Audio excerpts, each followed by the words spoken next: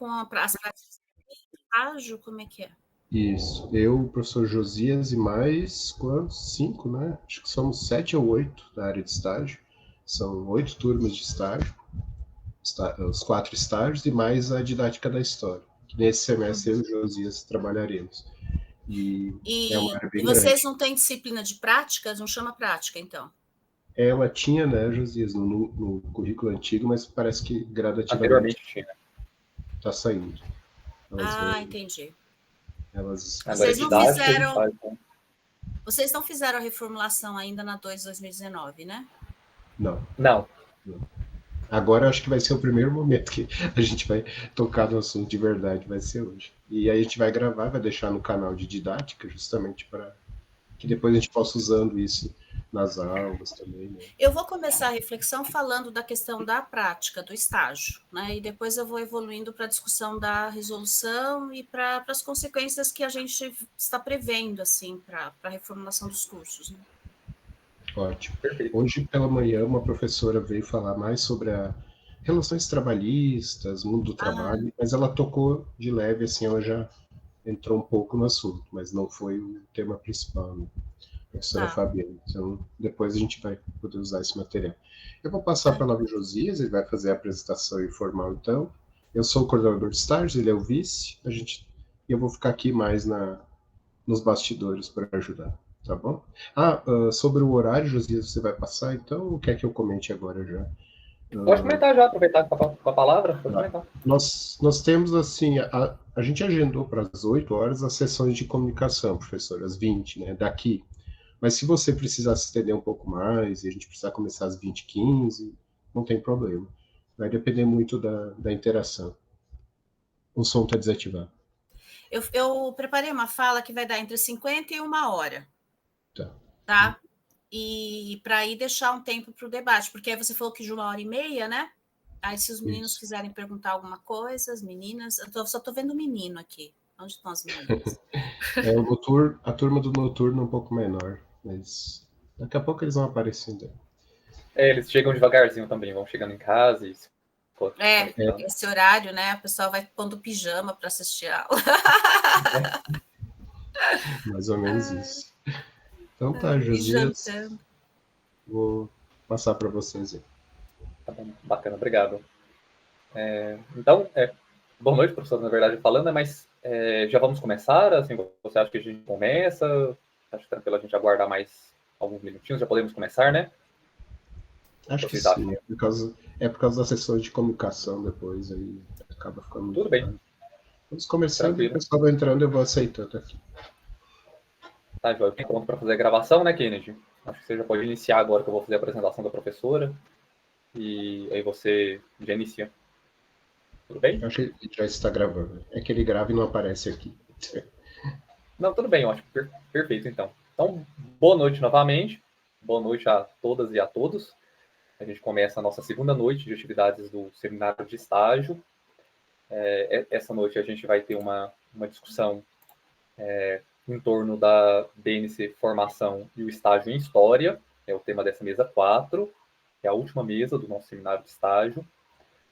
E para discutir conosco essa temática, nós convidamos a professora Maria Aparecida Lima dos Santos para fazer essa discussão. Eu vou fazer aquela apresentação formal, na qual a gente fala um pouco sobre o currículo da professora, mas ela também, claro, depois fica à vontade, se quiser adicionar mais alguma informação, complementar, ajustar alguma coisa, fique à vontade, tá, professora? Então, a professora Maria Lima é professora associada da Universidade Federal do Mato Grosso do Sul, atuando na Faculdade de Educação, onde ministra as disciplinas de Fundamentos e Metodologia do Ensino de História, para o curso de Pedagogia, e Políticas Educacionais, para as demais licenciaturas. Bacharel e licenciado em História pela Faculdade de Filosofia, Letras e Ciências Humanas da Universidade de São Paulo, com mestrado e doutorado em Educação pela Faculdade de Educação da USP.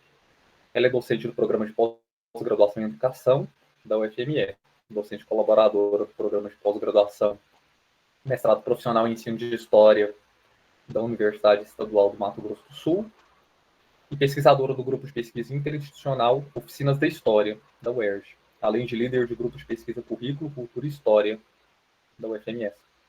É vice-presidente da Associação Brasileira de Pesquisa e Ensino de História, AB, e interessa-se particularmente pelos temas do currículo, ensino de história, currículo e formação de professores para educação básica, ensino e aprendizagem de língua escrita nos diferentes componentes curriculares, análise do discurso e ensino de história, ensino e aprendizagem de leitura e de escrita nas disciplinas escolares da educação básica, o currículo da professora.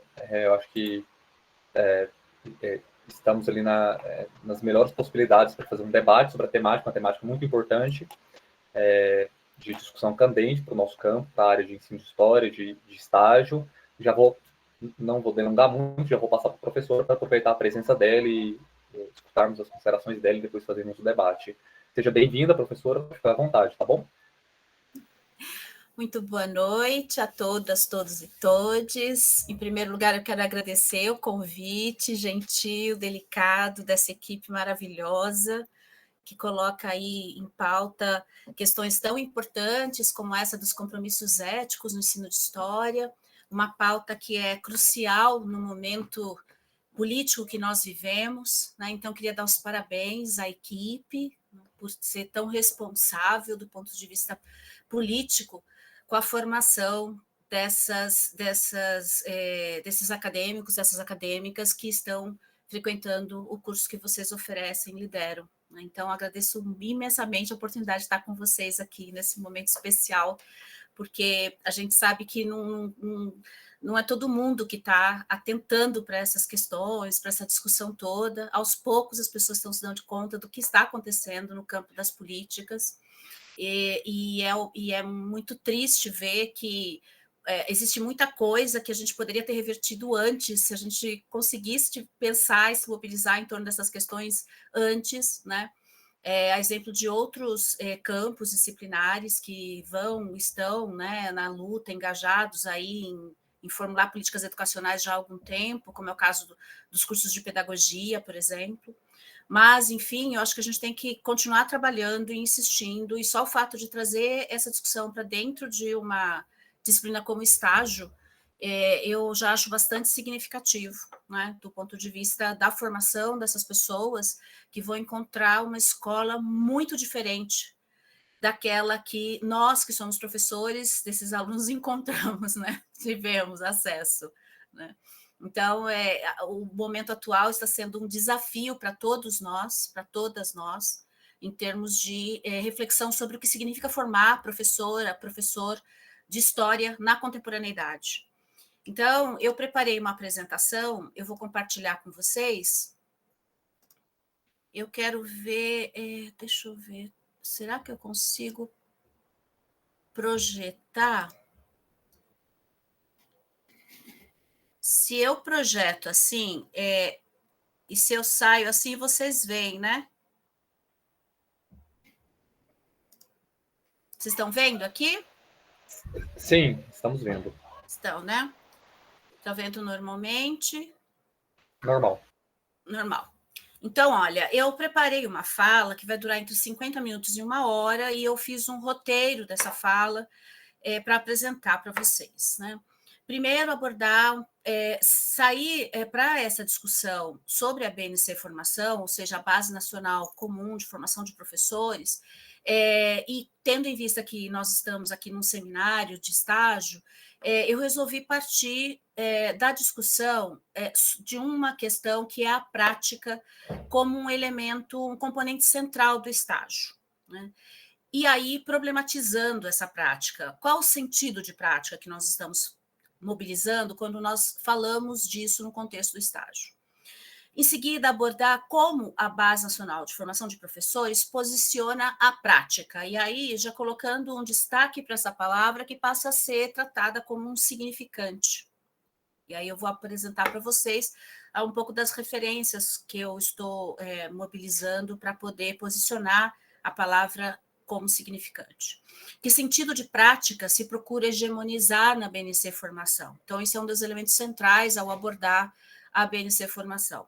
Qual a proveniência desses sentidos? Ou falando das práticas em contexto sócio-histórico e cultural. Então, eu quero abordar um pouco também o contexto dentro do qual as políticas de formação de professores vêm se constituindo nas últimas décadas.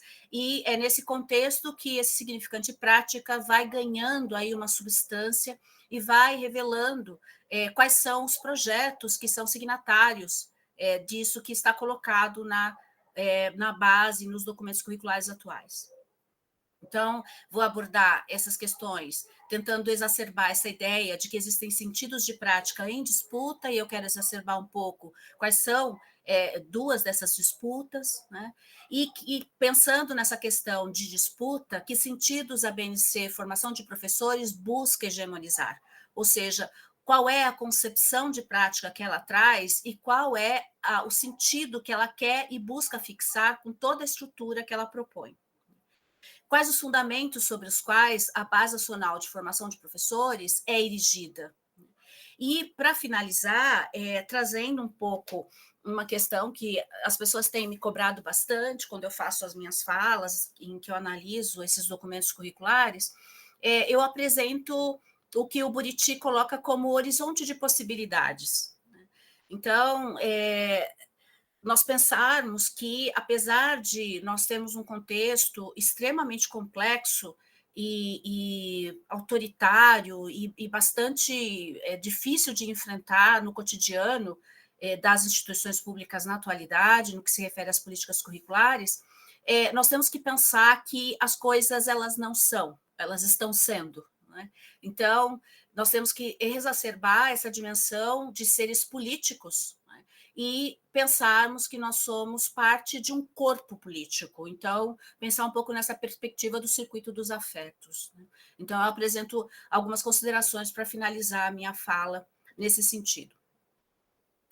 Então, para começar essa abordagem, eu queria partir da ideia de que a prática ela tem ganhado uma centralidade nas políticas de formação de professores no Brasil na contemporaneidade.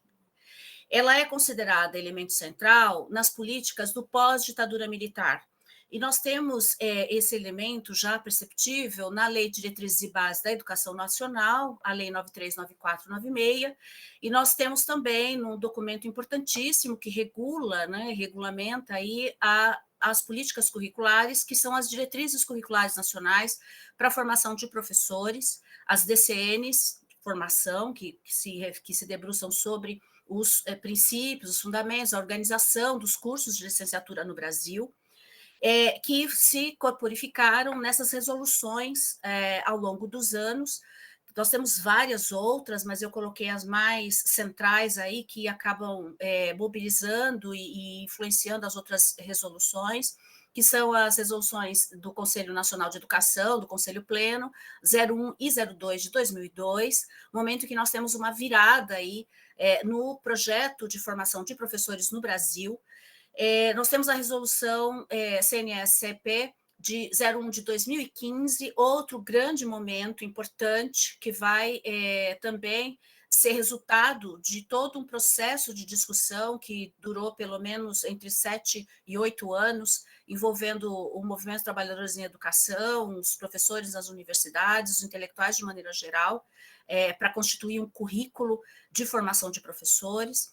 E depois nós vamos ter, dentro do governo do golpe, nós vamos ter aí uma resolução que também vai se configurar como um golpe na formação de professores, que é a chamada Resolução 2 de 2019, que ela foi apelidada de BNC Formação. Em seguida, articulada a ela, nós temos a Resolução 01 de 2020, que vai tratar da questão da formação continuada, então da relação das universidades públicas com as práticas de formação na relação com as escolas de educação básica. E aí como que se dá essa relação aí de oferta dos cursos de formação desses professores que estão em serviço. Então, esse mais ou menos é o conjunto das resoluções que nós vamos, eu vou abordar com vocês alguns aspectos sobre essa ideia da prática, assumindo esse papel de elemento central.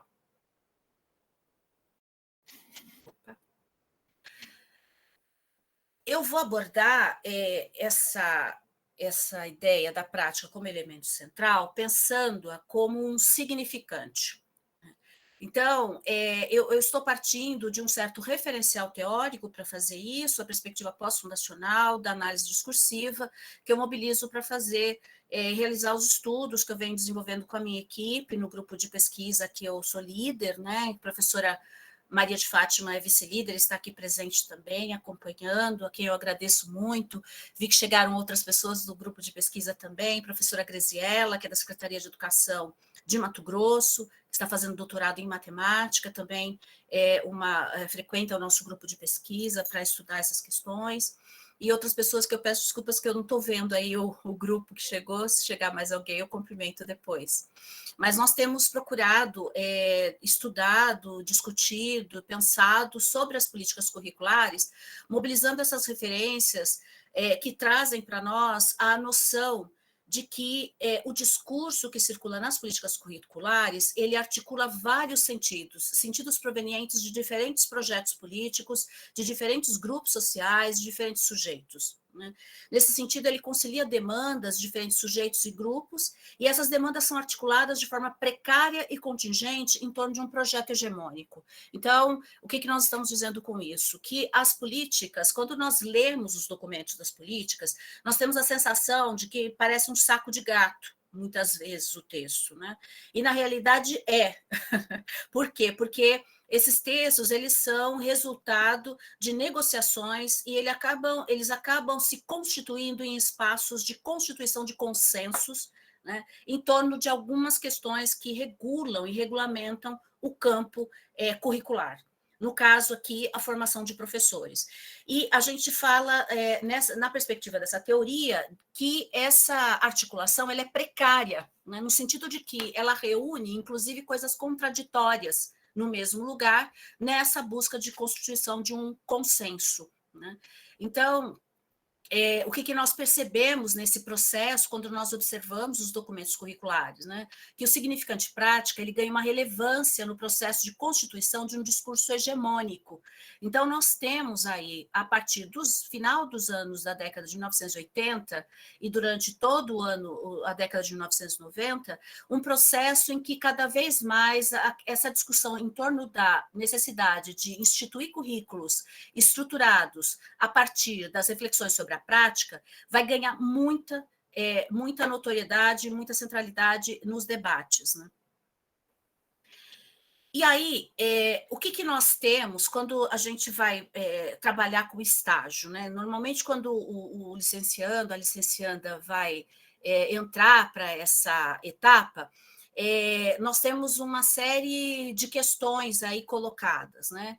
Você vê que se coloca em questão uma série de sentidos sobre o que pode significar o que eu estou chamando de prática. Então, concorrem para esse processo concepções, conceitos e sentidos que vêm do próprio campo da história, né, seja pela historiografia, seja pela teoria da história. Nós temos também, conciliando aí, agregando a esse sentido de prática, concepções que vão circular dentro do campo do ensino de história. Né? E aí nós podemos pensar numa concepção de prática que é conformada a partir de uma epistemologia do campo, como nós falamos hoje, se nós formos pensar no ensino de história na perspectiva de um campo de produção de conhecimento que está no lugar de fronteira, uma das concepções que nós temos hoje no campo. Nós temos também concorrendo, em termos de referenciais teóricos, né, o campo da educação trazendo discussões sobre o que significa prática. E aí nós temos, dentro desse campo da educação, vários campos disciplinares, como o do currículo, da didática, da sociologia da educação, da filosofia da educação, que vão trazer para nós também algumas perspectivas do que significaria essa prática que o estágio está colocando para nós pensarmos. E nós temos também, por fim, a concepção de prática que circula dentro da escola e dentro da sala de aula. né? Se nós considerarmos que os professores e professoras que estão atuando nas escolas são sujeitos produtores de conhecimento, nós temos aí também certas concepções que se formam, se consolidam, se constituem no espaço da escola e que certos sentidos circulam nesse espaço a partir das tradições que estão colocadas nessa instituição. Então, quando nós pensamos a prática no campo da história, alguns referenciais teóricos têm sido fundamentais, inclusive, para outros campos de conhecimento que não só a história. Então, nós temos aí o conceito de práticas discursivas, que vai vir do Michel de Foucault, nós temos o conceito de práticas de representação, que vai vir do Roger Chartier nos seus estudos da história do livro e da leitura, nós temos o conceito de práticas, que é aí práticas sociais, né, que vai ser mobilizado pelo Michel de Certeau, principalmente quando ele constitui essa noção tão importante para o nosso campo, que é a noção de operação historiográfica. Então, quando nós falamos das práticas no campo do estágio, a nossa primeira referência, enquanto pessoa que está se formando no campo da história, normalmente ou aquela prática que nós vemos lá na escola, nós chamamos que o professor faz de prática, ou a gente mobiliza também aquilo que no nosso campo de conhecimento é constituído como prática. Então, a partir do Foucault, a ideia das práticas discursivas, em que ele dá destaque para a materialidade dos discursos, pensando que o discurso não é um conjunto de signos, né? Na realidade, o discurso é mais o que os sujeitos fazem com esses signos para designar coisas. Então, nós estamos aí colocando um primeiro elemento para pensar as práticas, e que nós podemos depois usar para pensar as práticas na sala de aula, que é entender que a prática ela é um elemento teórico, né? E a prática discursiva, essa ideia da prática discursiva que o Foucault nos traz, exacerba essa perspectiva, né? Ou seja, quando nós agimos dentro da sociedade, dentro da sala de aula, dentro da escola, ou mesmo dentro do nosso curso, produzindo historiografia, nós estamos sob a égide de uma série de elementos que vão determinar essas formas de agir, né? Então, quando nós falamos de práticas, nós não falamos de um fazer que é um fazer pré-determinado, mas nós falamos de algo que acontece a partir de um contexto dentro do qual, a partir de referenciais socio-historicamente constituídos, né, nós vamos produzir algo, né? Então, o que é importante que o Foucault vai nos trazer é que é preciso que nós pensemos essa dimensão do discurso, né? Ou seja, essa ideia da manifestação que os signos, a materialidade que esses signos nos trazem, nós precisamos pensar isso para além desses signos, pensando que esse discurso ele é irredutível à língua e ao ato de fala, né? E é esse para além que é preciso fazer aparecer e que é preciso descrever. Então, por que eu achei importante trazer essa perspectiva do Foucault, da prática discursiva, para nós pensarmos a questão do estágio? Porque quando nós vamos para a escola observar as aulas, né, nós precisamos observar que o que acontece dentro da escola, na realidade, tem uma certa aparência, né, que precisa ser investigada, né? Mais do que ir para a escola constatar coisas, nós precisamos tornar aquilo que nós vemos lá, né, como um objeto de análise. E essa perspectiva das práticas discursivas que o Foucault nos traz recoloca essa questão de observar a escola como uma instituição e os sujeitos que ali estão como envoltos nessas práticas discursivas, que inclusive são socio-historicamente constituídas. Então, perceber o discurso histórico escolar, por exemplo, nas falas que ali se manifestam, é um elemento fundamental, e é a concepção de prática discursiva do Foucault que vai nos ajudar a pensar um pouco essa questão, né? Então, quer dizer, a prática a partir do nosso campo. Nós temos também a ideia de prática constituída a partir do pensamento do Roger Chartier, e aqui eu trouxe o trabalho da professora Maria de Fátima, que é vice-líder no meu grupo de pesquisa, para poder pensar sobre esse conceito, que é um conceito também muito importante para o ensino de história. Ele é para a historiografia, ele é constituído no campo da historiografia, mas ele é também muito importante para nós pensarmos como observar, como analisar, como compreender o que nós podemos chamar de prática na ação da sala de aula e no interior da instituição escolar. Então, o Roger Chartier, nesse processo de estudo, né, das práticas de leitura, ele vai conceber a leitura como uma prática cultural, né, realizada em diversos suportes, e suscetível a diferentes gestos, espaços e hábitos, passível a diferentes apropriações e avaliações, enfatizando a impossibilidade de que seja retratada em configuração abstrata e universal. Então, não é a prática, mas são as práticas, né? São esses vários sujeitos, e são sujeitos que vão se relacionar com as práticas de leitura, tanto enquanto essa coisa que emerge no escrito, que chega para nós, mas também o Chartier vai nos chamar a atenção sobre as maneiras pelas quais esse leitor se comporta diante disso que chega para ele, né? Então, a professora Maria de Fátima, que é formada em pedagogia, formada em letras, ela tem mobilizado essa categoria de práticas a partir do Chartier, que é do campo da história, para pensar os livros didáticos voltados à língua portuguesa nos anos iniciais. Então, ela vai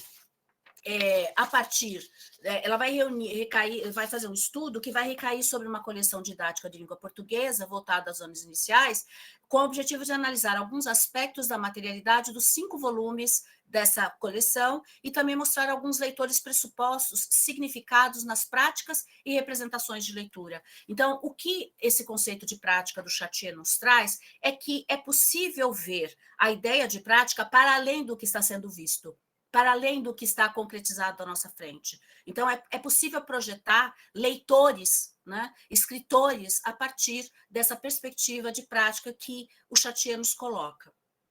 Também outro conceito fundamental configurado no interior do campo da história.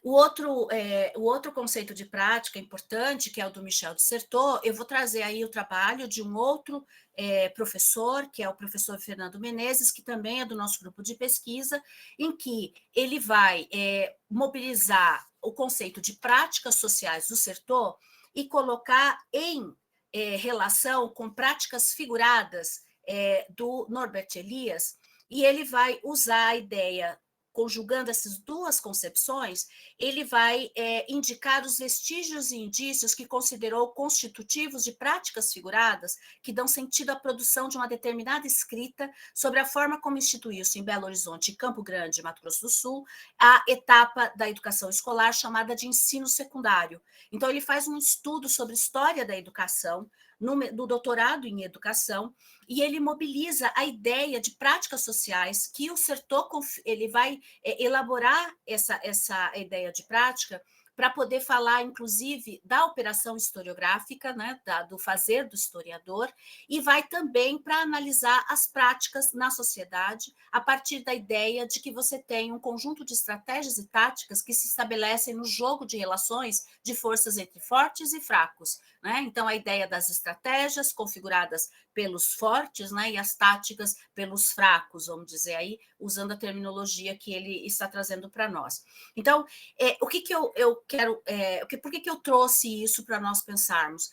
Porque quando nós falamos de prática, nós precisamos considerar essa diversidade de sentidos, né? E eu usei exemplos do nosso próprio campo de conhecimento para que a gente perceba essa diversidade e essa complexidade. Inclusive, você fala prática, e aí você pode remeter a esses 3 autores que trazem essa discussão em altíssima complexidade, em diálogo com os campos da linguística, né, da linguagem de maneira geral, e que vão se tornar referenciais teóricos importantes para a produção no pós-1970, no Brasil e em outros países do mundo.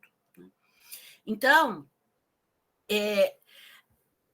é muito importante, né, nós pensarmos para pensar o estágio, sairmos dessa reflexão de prática para poder voar para outras reflexões, né? Então, o que significa falar de prática quando situamos nossa reflexão no campo da historiografia?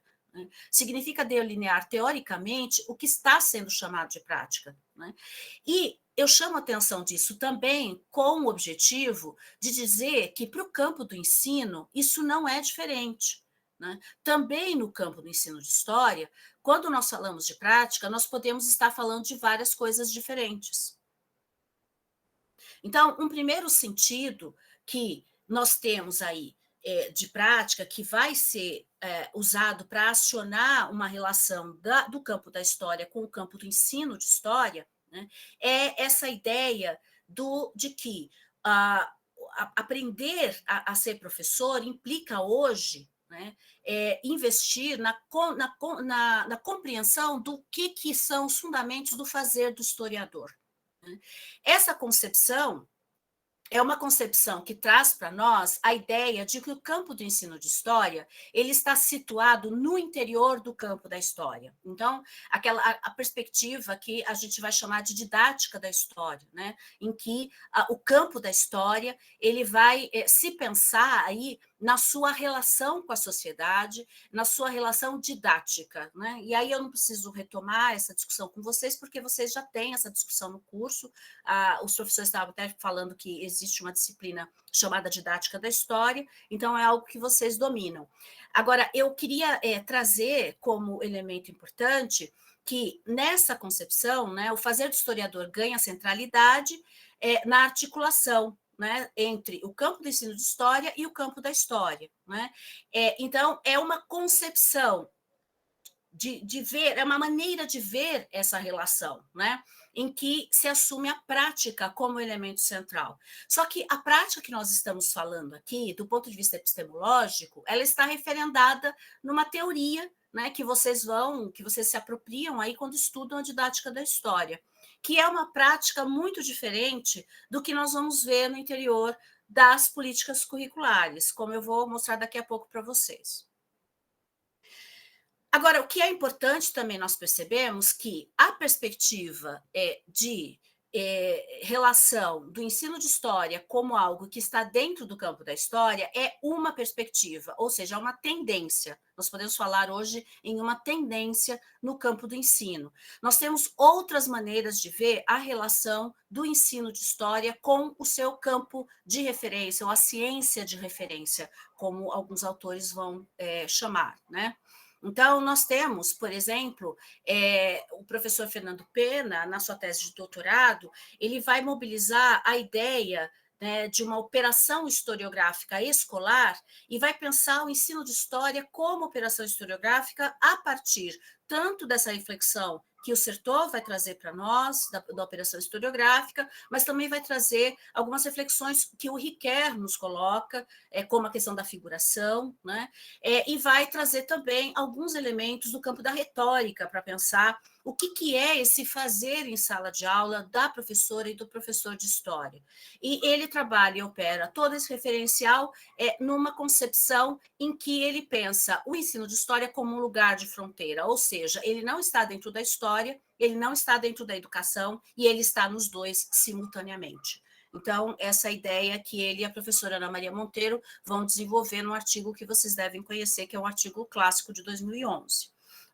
Nós vamos ter também a concepção que é trazida pela professora Carmen Gabriel e que também é encampada pela professora Ana Maria Monteiro, do ensino de história inserido em uma arena no interior do qual embates por sentidos são disputados e os currículos configurados. Ou seja, as maneiras de compreender o que é ensinar história, o que é aprender história, são maneiras que estão permanentemente em disputa dentro do nosso campo. Então, nós temos várias perspectivas sobre o que significa aprender história, sobre o que significa ensinar história. Né? E aí, o conceito de prática política ganha relevo nessa perspectiva apresentada principalmente pela professora Carmen Gabriel. Nós temos também estudos do campo do ensino de história que se debruçam sobre as práticas de leitura, escrita e oralidade que ganham lugar na aula de história, pensando que não é possível desvencilhar o ensino de história da reflexão sobre a materialidade da manifestação desse conhecimento. Né? Quer dizer, enquanto que nós atuamos na maior parte do tempo achando que a linguagem é transparente, ao concebermos a perspectiva discursiva, que vai começar a partir do Foucault, né, e vai atravessar Chartier e o Certeau, né? Se nós formos pensar a produção de conhecimento na perspectiva da virada linguística, a partir da década de 60, nós não podemos mais considerar o que se manifesta como conhecimento na sala de aula sem fazer relações com a maneira como se manifesta, ou seja, a linguagem, o discurso. Né? Então, considerar a materialidade desses elementos é fundamental para compreender também o que é ensinar e aprender história. Então, isso é uma das perspectivas que está colocadas no campo. Uma outra perspectiva, a professora Ana Zavala, que ela faz uma análise das práticas de produção das pesquisas sobre ensino de história, e ela vai, em alguns artigos, ela vai trazer para nós uma análise sobre qual é a concepção teórica de prática que as pesquisas mobilizam para analisar as práticas. Vejam que é uma coisa bastante complexa, e ela faz o atravessamento de toda essa discussão, que vai trazer um referencial lá do campo da história também, né? Também mais uma percepção de como que você constitui a reflexão sobre o fazer do professor de história, né, da professora de história. Nós temos também uma outra concepção constituída pelo professor Marcos Bonfim, que é o maior, que eu considero o maior especialista na discussão sobre avaliação hoje no campo do ensino de história.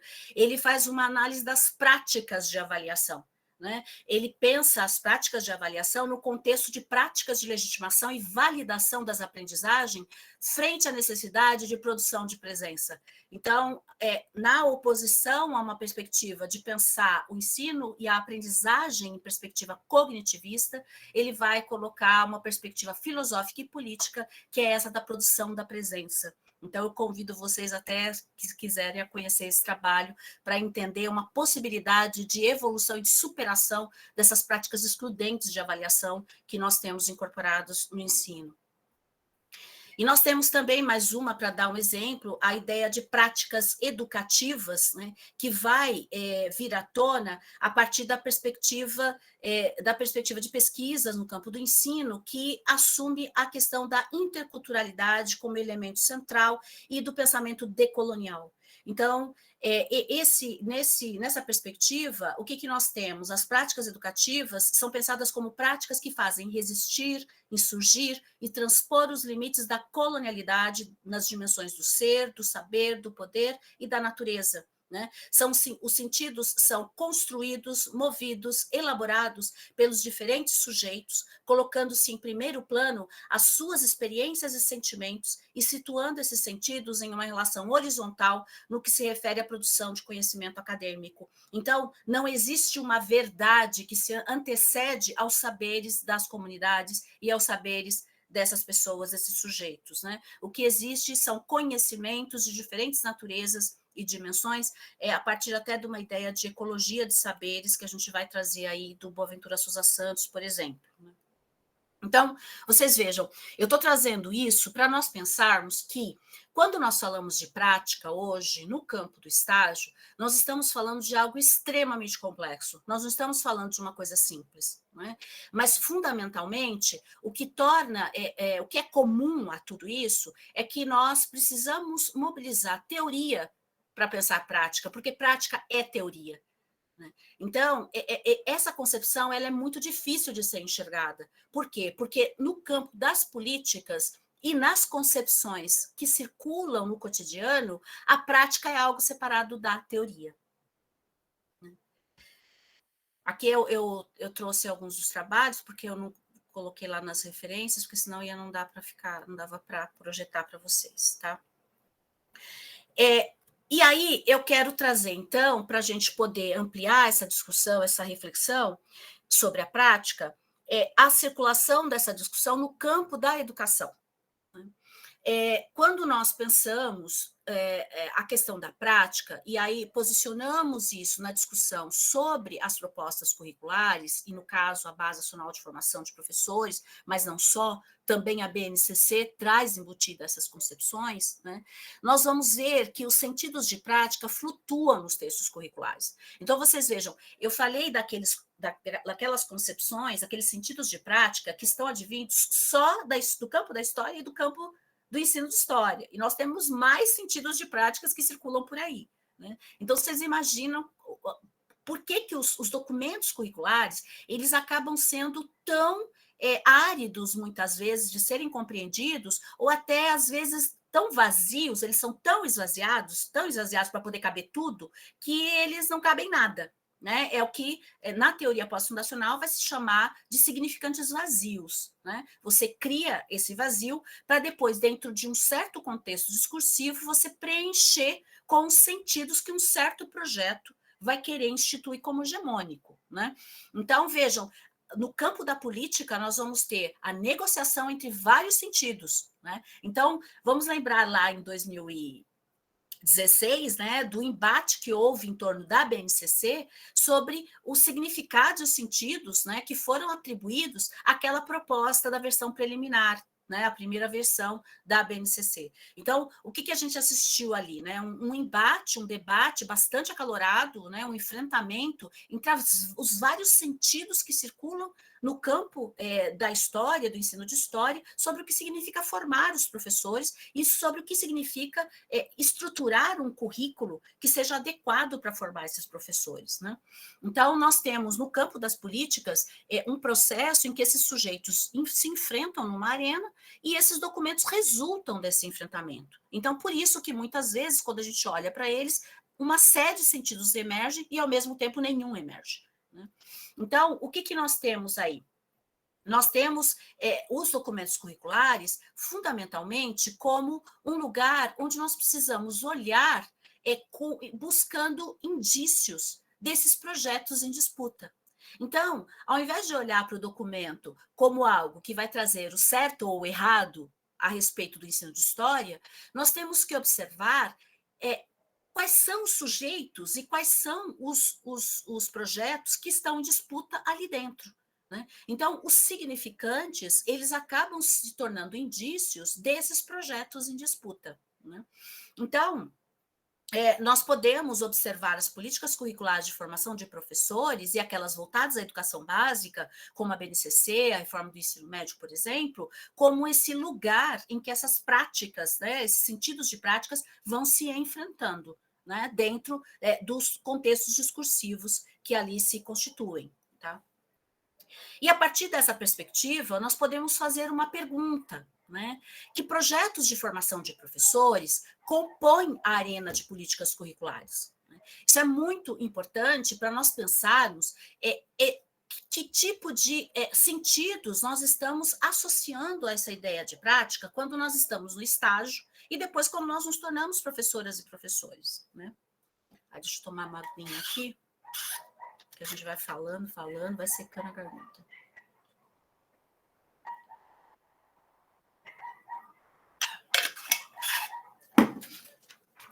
Deixa eu só ver aqui quanto tempo que já deu de fala aqui. Está dando uns 40 minutos já? Não.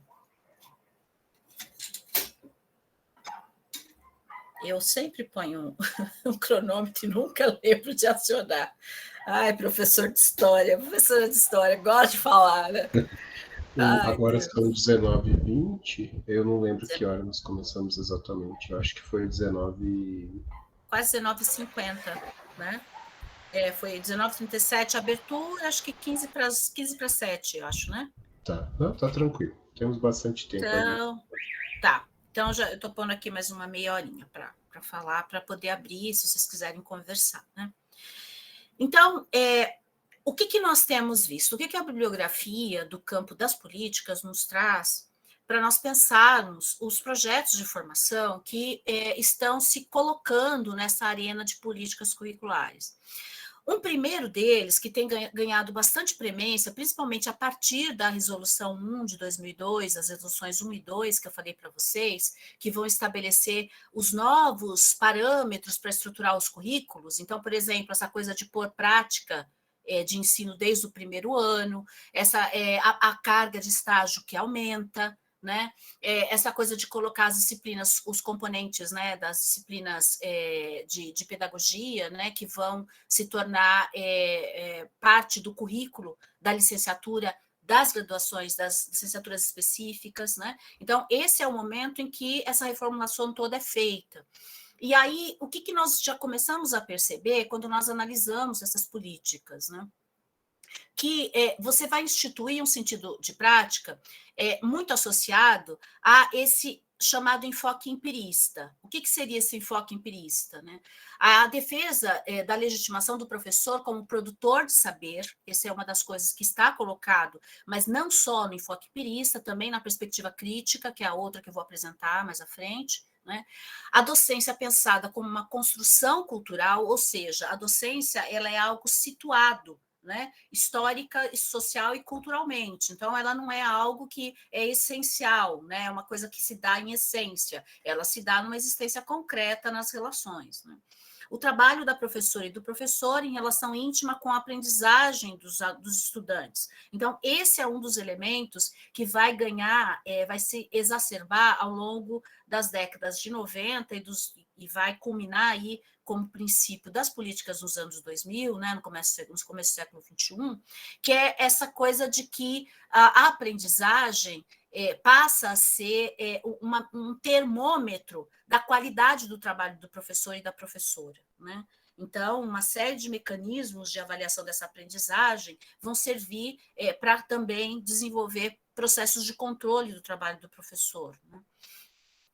Uma outra concepção que vai surgir também na perspectiva do enfoque empirista é a ideia do professor e da professora pesquisadora e reflexivo, né? Então, essa ideia do professor reflexivo é um paradigma que está situado nessa perspectiva empirista, né?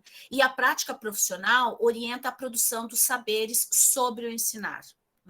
E por que a ideia de empirista, né? De uma perspectiva empirista? E aí, o que traz para a gente essa percepção são as críticas que são elencadas a partir da análise dessas políticas, né? Um elemento que salta aos olhos é que, a partir desse marco, que são as resoluções 01 e 02 de 2002, é que a prática ela se torna o início e o fim do trabalho de reflexão sobre se tornar professor e professora. Isso é uma coisa bastante problemática, porque você acaba secundarizando, subordinando o papel da teoria nesse discurso, né? E pior, você separa a teoria e prática, né? E você vê a prática como algo que não tem teoria. Então, dissemina-se a ideia de que, através da prática, tem-se a real dimensão dos problemas que atingem a educação. Então, aquele discurso, né, que a gente viu circular e vê ainda muito forte, né, de que muitos recém-formados fazem, né, fala assim, aprendi um monte de teoria na escola, mas nada disso serve para eu dar aula.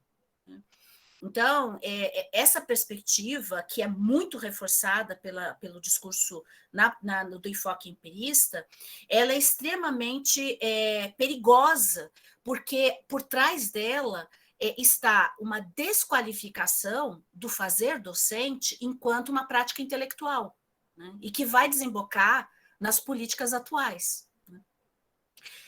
A outra ideia, né, que a gente percebe quando analisa esse significante prática nessas políticas é que aquilo que é aprendido pela experiência é valorizado e visto como base do conhecimento verdadeiro sobre ensinar história, ensinar e aprender história, né? Então, que essa é uma das características centrais do que a gente vai chamar de empirismo na perspectiva filosófica, né? A experiência, ela acaba sendo o espaço de saída e de chegada para formar um profissional, né? A outra ideia é a prática instituída como base para a construção do conhecimento docente, né? Então, você não tem a teoria como base.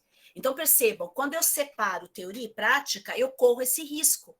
eu corro o risco de jogar a água com a criança junto.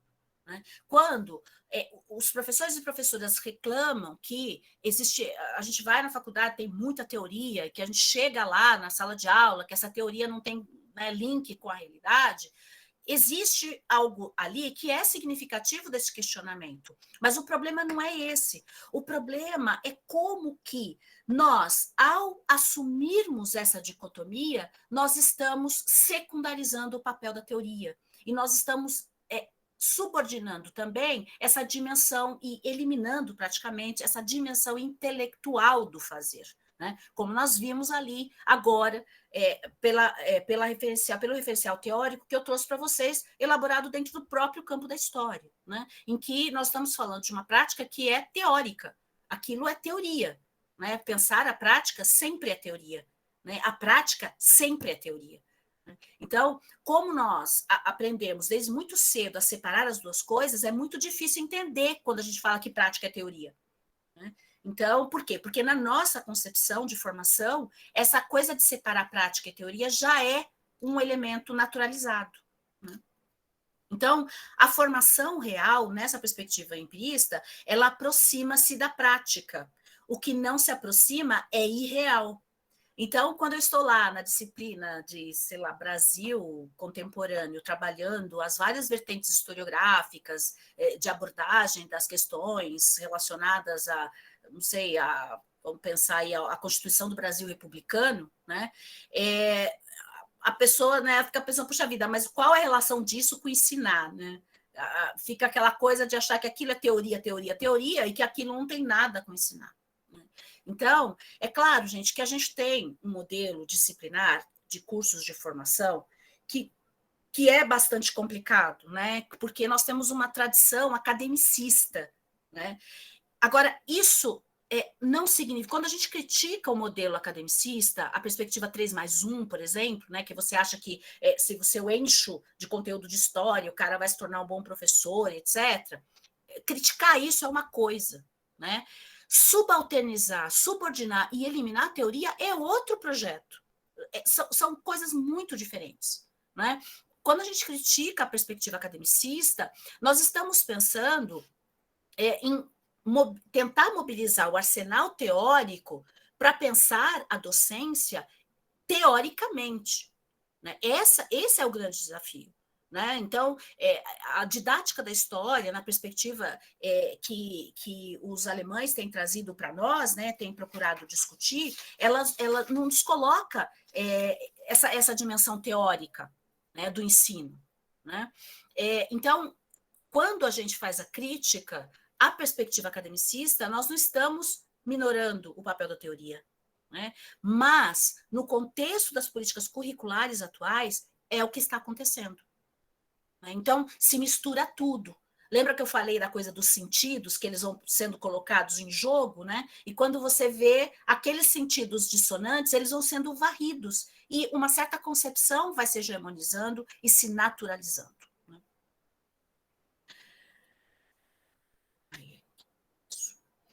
Aí, o que nós temos como efeitos da concepção empirista na constituição dos estágios? Né? As disciplinas de estágio curricular ou prática de ensino, elas acabam sendo vistas como nevrálgicas para a formação profissional. Então, isso é uma perspectiva que foi instituída pelas resoluções 01 e 02 de 2002 e que continuam até hoje. Né?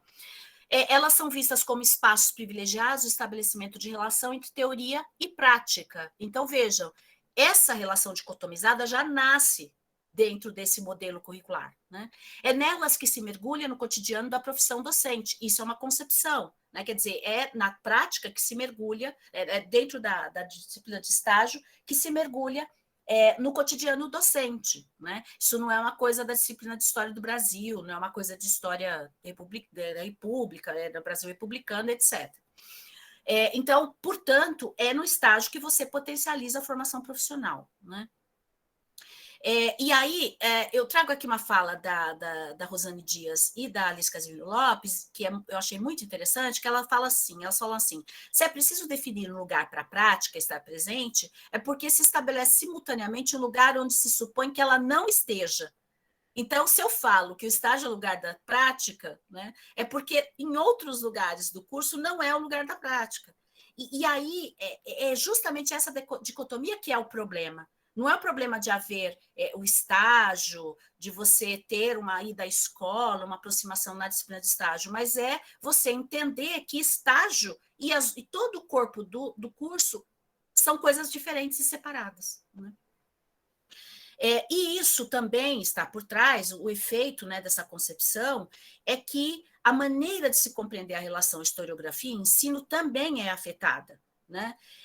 A gente tem uma relação, infelizmente, muito forte dentro do nosso campo, em que produzir pesquisa historiográfica é algo que acontece antes, e depois você produz um jeito de ensinar, como se o ensino fosse apenas um veículo desse processo. Então, ele traz algo pronto, né? Inclusive, muitas vezes coloca a escola numa relação hierárquica, em que é só lá na escola que é possível produzir esse conhecimento historiográfico, né?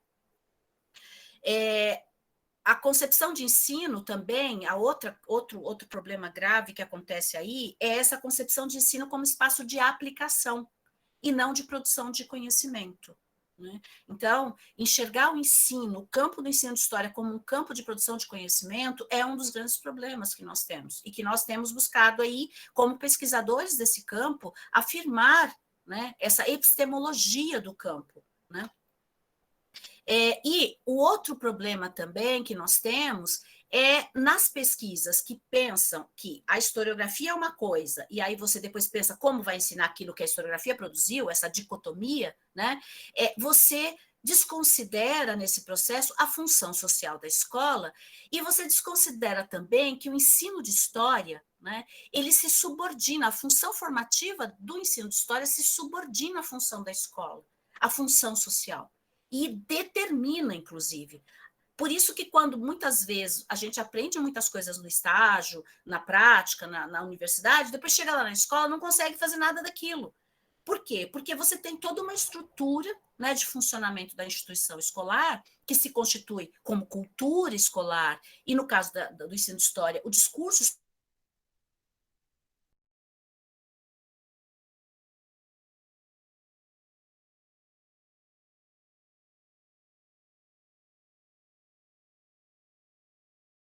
vê a coisa dicotomizada, fica difícil entender por que isso acontece, né?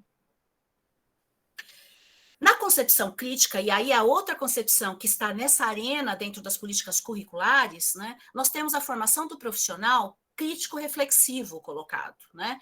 E aí, o profissional crítico-reflexivo, mas um profissional que é intelectual crítico-reflexivo. Aliás, eu acabei esquecendo aqui, gente, só colocar aqui a dimensão do professor intelectual, né? O professor, o profissional que é intelectual, crítico reflexivo. Então, a recuperação dessa dimensão de que o fazer docente é algo extremamente complexo, situado, né? Tem uma conformação tempo, espaço, né? Específica, né? Está dentro de uma cultura escolar, né? Que exige uma mobilização intelectual, ou seja, a prática é teoria. Então, essa recuperação da dimensão intelectual é crucial, né? E essa concepção crítica tem trazido esse debate para dentro das curriculares, né? E pensado o currículo de formação de professores como algo que precisa ser pensado integrado, né? Interdisciplinar e integrado, né? Então, essa ideia de aproximar cada vez mais o estágio de todas as outras disciplinas do curso vem desse projeto, né? Nós temos aí também a valorização do saber profissional na relação com o saber acadêmico. Então, quer dizer, o professor e a professora da escola de educação básica possuem saberes de dimensões intelectuais que estão no mesmo nível de um saber acadêmico produzido na universidade, né? Se nós compreendermos isso, nós conseguimos superar essa dicotomia que tem sido imposta por perspectivas autoritárias, inclusive, que a própria universidade impõe na sociedade, de se constituir como um único espaço de autoridade, por exemplo, para poder apresentar conhecimento. E aí, gente, eu não estou falando... a gente precisa ter cuidado com isso daqui em relação às questões de negacionismo, não estou falando disso, de falar que negacionismo é conhecimento. Eu estou falando de conhecimento efetivo. Estou falando de práticas dos professores na escola como práticas de produção de conhecimento, né? Então, práticas na concepção crítico-reflexiva intelectual, ou seja, que tem como referência a produção científica de saber também, e uma ciência que pode ser uma ciência da universidade ou uma ciência baseada na ecologia dos saberes. Então, são coisas diferentes em relação a falar de negacionismo, tá? Isso é muito importante.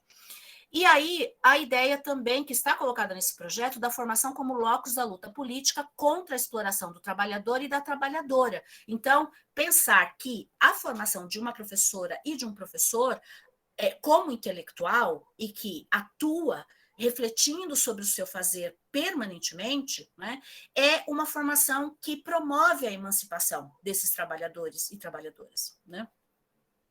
Agora, uma coisa que a gente tem que ter clara é que mesmo na concepção crítica que está colocada nas políticas, que está aí na arena de disputas, né, dos currículos, desde o final do século passado, também coloca a prática como central, né? No entanto, o posicionamento dessa prática acontece numa outra teia discursiva, como vocês viram aqui, né? Mas tudo isso vai se embolando no interior das políticas curriculares, tá? E aí nós vamos vendo cada vez mais se exacerbando projetos opostos no interior dessas políticas. Por quê? Porque quando a gente fala em política curricular, nós temos que pensar que nós estamos lidando com a disputa em torno do que vai ser priorizado nesse trabalho de formação. E aí, no caso das licenciaturas, formação dos licenciandos e licenciandas. No caso da educação básica, a formação das crianças e jovens, de crianças e adolescentes, né? E dos adultos também, alfabetização e etc., né?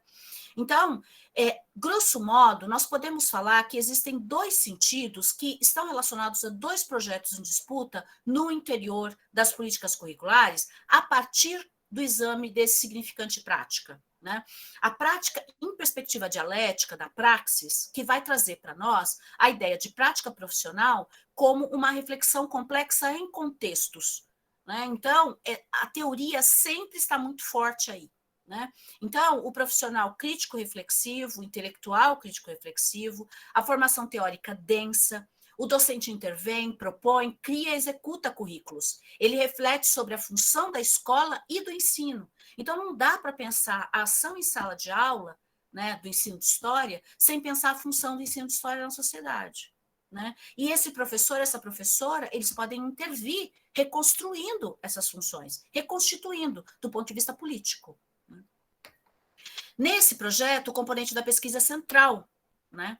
Ao contrário desse outro projeto que coloca a prática em perspectiva tecnicista, aplicacionista, que pensa essa coisa do ensino, a historiografia produz uma coisa, o ensino é a aplicação da historiografia, né? Que é essa perspectiva que a gente vai chamar de tecnicista, que pensa o ensino como esse espaço de aplicação ou de transposição didática, como alguns profissionais do campo essa categoria de transposição, que em si contém uma dicotomia.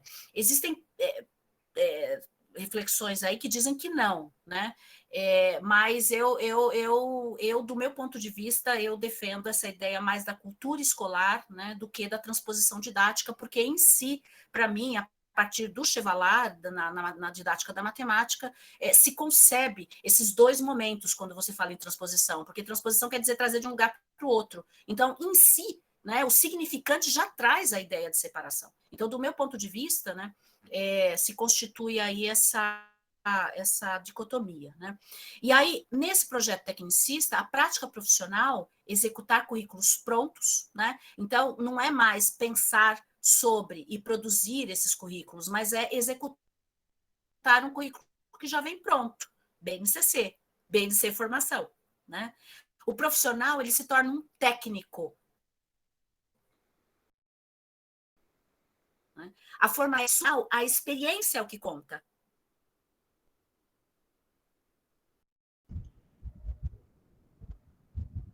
Mais do que essa formação teórica. Está falhando só um pouquinho. Para você está falhando aprendizagem também? passa a guiar o ensino, né? Oi? Para mim falhou um pouquinho aqui, não sei se foi só aqui ou Josias. Ai, falhou aonde? Aonde, que hora você falhou? Não, só agora, últimos 30 segundos mesmo. Eu não sei se foi só aqui. As pessoas estão dizendo que para elas também. Foi uma leve oscilação, talvez. Então foi a minha... eu tô sem o cabo, gente, meu cabo caiu aqui. Mas agora tá tranquilo, foi bem pouco mesmo. Ai, será? Eu mexi aqui, meu cabo... foi pouquinho. Vamos ver se vai melhorar agora. É que eu mexi, a hora que eu mexi no cronômetro, meu cabo desligou. Ele tá meio... porque tá... Ele tá meio fraquinho. Que a conexão tá muito boa. Olha, eu tenho mais 8 minutinhos dos meus. Tá ótimo. Eu tenho mais 8 minutinhos, acho que eu vou dar uma acelerada aqui. Então, olha, docente, nesse projeto, o docente não cria, ele limita-se a aplicar aquilo que foi projetado, pensado por outros. A principal preocupação é o rendimento, né? E nesse projeto, acontece uma coisa que o Biesta, né, que é um intelectual, é um filósofo estadunidense, né, ele vai falar da primazia da aprendizagem, né, que dentro desse projeto é a aprendizagem que vai ser o grande norteador do ensino, né, o que é um grande problema, porque você perde a dimensão educativa e você perde a função social dos educadores e da escola, né, ao deixar que a aprendizagem guie o processo, né? O Biesta vai falar aí de devolver, né, a aprendizagem ao ensino, né? Nesse projeto tecnicista, o como fazer torna-se central. Então, vejam, nesse projeto ganham destaque significantes como aula dinâmica, professor e professor ativo e resiliente, professor comunicativo, aluna e aluno, professor protagonistas, uso de recursos tecnológicos para deixar a aula agradável. Então, o que o Biesta chama de um império da linguagem da aprendizagem. Então, você não pensa o ensino a partir da função, dos objetivos do ensino, a função formativa do ensino de história. Você fica pensando em ensino a partir do que esse menino tem que aprender dentro de um rol de competências que foi determinado previamente por outros, né? E que essa função formativa ela não é recuperada na dimensão da epistemologia, da própria constituição daquele campo de conhecimento, né? Então, isso é uma coisa gravíssima, porque também desconsidera a função da escola, né? E a função social da escola. Então, essa questão de formar para a sociedade, formar para o mundo do trabalho, isso tudo fica subordinado. E você ganha primazia, por exemplo, formar para o mercado de trabalho. Então, são questões que estão posicionadas aí nessa perspectiva tecnicista que vai povoar as políticas educacionais e curriculares dos últimos anos, né? Então, quando a gente tem no interior das políticas, como é o caso da BNCFP, né, essa ênfase na experiência profissional, porque vocês vão ver lá os campos, né, que eles determinam das competências que você tem que dominar ao final do curso de licenciatura, existe uma ênfase na experiência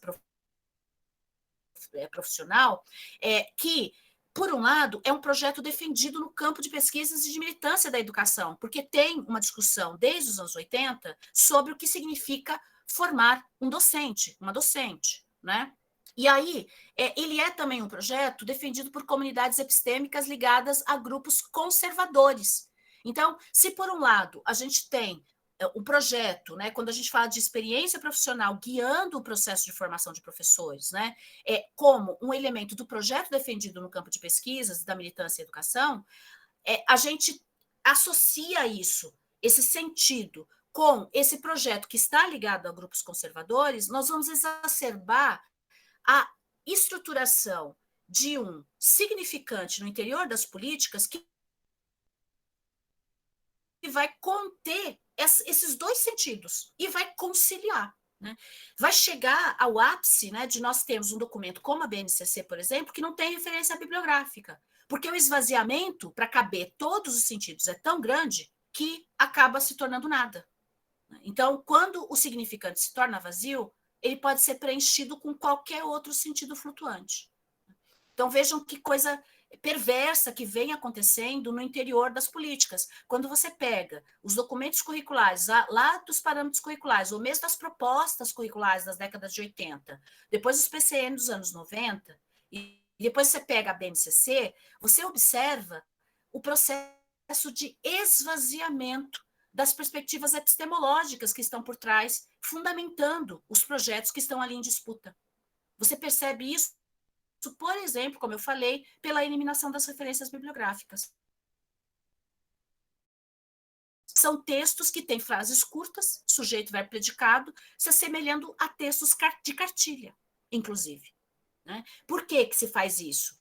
Primeiro, porque trata o professor e a professora como débeis, né? Porque existe uma projeção aí que está colocada, vamos usar o Chartier, né? Uma projeção de leitor que está colocada. Né? Esse professor é um professor incompetente e mal formado. Isso é um discurso das políticas, tá? Que é um discurso de certos grupos, esses grupos conservadores, que se instituiu no interior das políticas. Né? E segundo, que se você põe sujeito, verbo, predicado, fecha, né? Você dá abertura para a pessoa associar qualquer coisa que ela pensar àquilo. Daí a confusão que os professores estão tendo na leitura desses documentos. Né? Os professores leem e falam assim, Maria, eu leio isso aqui, leio, mas eu não consigo entender, parece que não está escrito nada. E é verdade. Por quê? Porque o que está em jogo ali, mais do que você compreender o que está escrito, é instituir algumas coisas como naturais. Né? Uma das coisas que vai se naturalizando, né, é essa ideia da ênfase na prática como fonte de experiências. Porque os documentos curriculares, eles passam a afirmar cada vez mais enfaticamente que a teoria não favorece uma formação vinculada ao mundo do trabalho. Então, cada vez mais, a prática vai ganhando premência. Né? E é sobre esse sentido que se constituiu a narrativa da necessidade de um novo modelo de formação profissional que vai resultar no golpe que a gente sofre aí, né, nessa resolução 2 de 2019. Né? Essa resolução é uma resolução que subordina os conhecimentos formativos que viriam do campo disciplinar, da história, por exemplo, né? Ela vai subordinar, transformando, olha aqui era a formação geral, né? Uma carga de 1.200 horas, era o grupo 1. Quem se torna nessa resolução o grupo 1? Os conhecimentos que eles dizem que são científicos do campo da educação. Né? Nada contra se estudar os conhecimentos do campo da educação, não é esse o problema maior. O problema é que você desloca o conhecimento específico do campo disciplinar, do eixo 1, e você não coloca em lugar nenhum aqui na Resolução 2 de 2019, porque o que está colocado, previsto no grupo 2, né, é o ensino para os licenciandos dos conteúdos disciplinares da área de história que constam na BNCC. Então, vejam, olha que coisa maluca que é isso. Significa que você vai pegar a sua ementa do Brasil, História do Brasil, né, que tem lá toda uma estruturação feita para dar contato a esses estudantes, a produção historiográfica, as discussões fundamentais dentro desse eixo que é da história do Brasil, né? E você vai ter que subordinar isso aos conteúdos que estão previstos na BNCC. Então, aqui vai ter que ser adaptado para versar sobre esses conteúdos e não sobre esses. Então, é claro, as pessoas falam assim, Maria, mas isso não é tão assim, a gente pode dar um jeitinho, e aí quando a gente entra na sala de aula, a gente faz diferente. Eu tenho dúvidas, né? Tenho dúvidas. Aqui, só os conteúdos de história eu vou passar, né? Eu tenho dúvidas por um elemento. Vamos ver a reforma do ensino médio e a BNCC do ensino médio. Né? Primeiro, que na reforma do ensino médio, a história desapareceu. Aí bateu meu sinal. A história desapareceu. Né? Na BNCC, também, o que nós temos no ensino médio é uma área chamada de Ciências Humanas Sociais Aplicadas, em que você tem um rol de 5 competências específicas, seguido de um rol codificado de habilidades, E você tem determinadas uma lista de categorias da área que eles chamam de fundamentais da formação dos estudantes, isso lá na BNCC. Então, você tem lá tempo, espaço, territórios e fronteiras, indivíduo, natureza, sociedade, cultura, ética, política e trabalho. E aí você vai estruturar e selecionar os conteúdos em função das competências. Só que o rol de conteúdos já está todo dado lá na parte onde eles listam os conteúdos, que são chamados campos de conhecimento, né? Então, a área de ciências humanas e sociais aplicadas, nelas desaparecem os componentes curriculares. Então, a história foi varrida do currículo no ensino médio. Ela aparece malemar no primeiro ano. Depois, lá nos itinerários formativos, ela só vai aparecer para quem tem itinerário de ciências humanas, sociais e aplicadas. Mas, mesmo assim, dentro desse itinerário, ela não está lá mais. Então, qual é a forma que a prática vai ganhando no interior da Base Nacional Comum de Formação de Professores e que é um sentido que está flutuando na BNCC também? Ela vai se configurando como competências.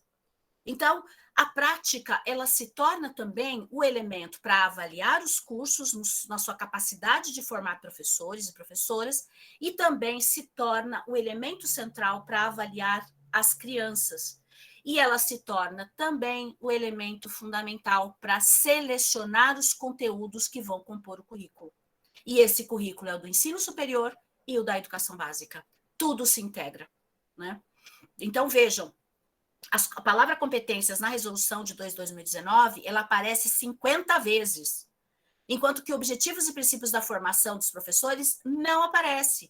Se remete a um documento que não está ali presente, que é um decreto de maio de 2016, que é a Política Nacional de Formação de Professores. Se você quiser conhecer esses objetivos de formação, você tem que ir nesse outro documento. Então, você tira do meio de campo, você esconde, você desaparece, você silencia ao distanciar, né?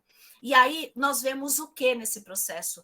A palavra práticas, que aparece aqui na resolução 2 de 2015, que é a que antecede, né, a de 2019, que é feita pelos trabalhadores de educação e etc., ela aparece 18 vezes, contra 54 na resolução 2 de 2019. Enquanto que conhecimento aparece 45 e aqui 63, só que aqui é conhecimento profissional. Então, a gente pode essa ideia de conhecimento que aparece aqui, nós podemos associar à prática também. Então, você pode somar esses dois números aqui e chamar isso de prática. Então, a perversidade desse processo.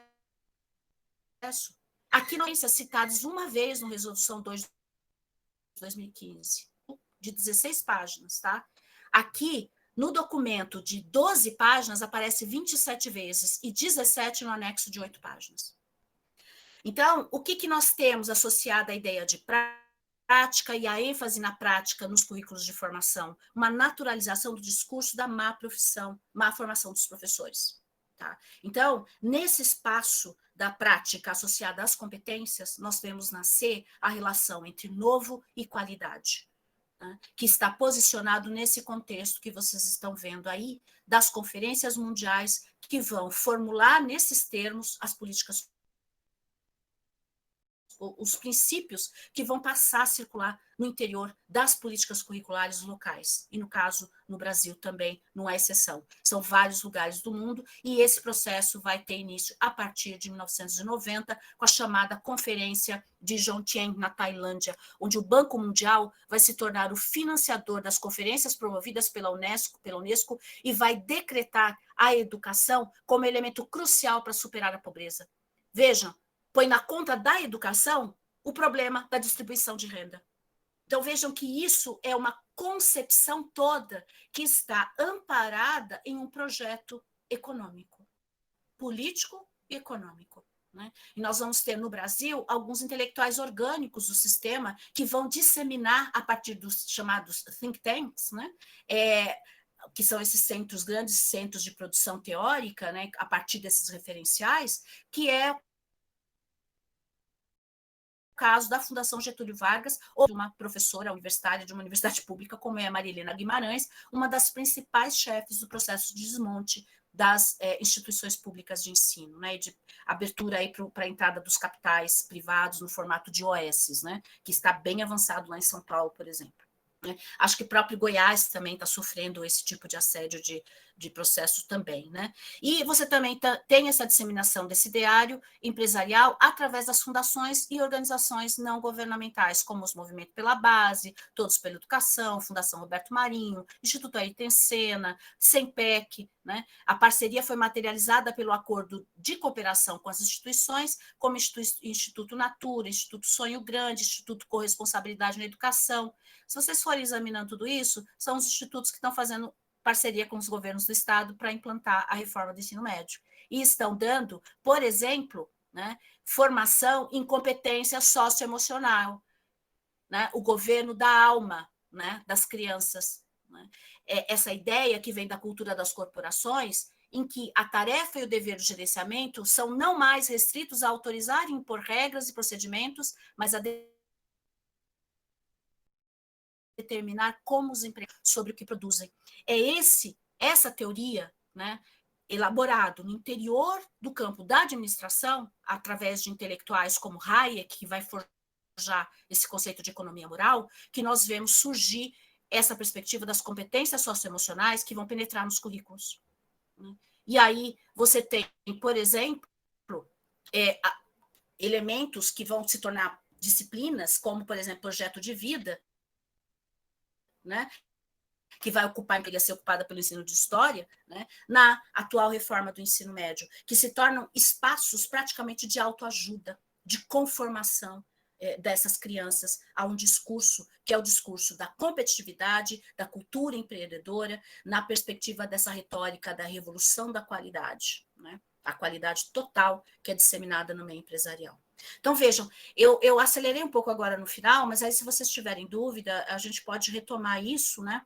Eu quero só fechar com esse slide aqui, mais o das perspectivas de transformação, porque quando a gente começa a ampliar, né, toda a reflexão que vai vir, penetrar no estágio, em torno da discussão da prática, como que a gente tem um campo teórico que poderia subsidiar essa reflexão, mas que é gradativamente afastado, como que essa prática nas políticas curriculares sofre um esvaziamento para se preencher com outros sentidos associados a esse projeto, né?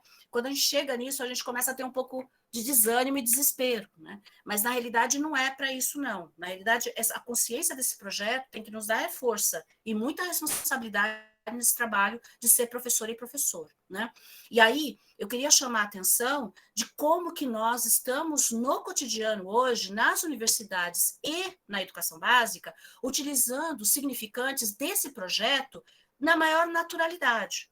Então, empreendedorismo, projeto de vida, protagonismo juvenil, pedagogia das competências, empregabilidade, né? Qualidade total, sociedade do conhecimento, inovação, alinhamento, são todos significantes que estão povoando já os nossos projetos de pesquisa, né, os sistemas das universidades, o nome das pró-reitorias e por aí afora.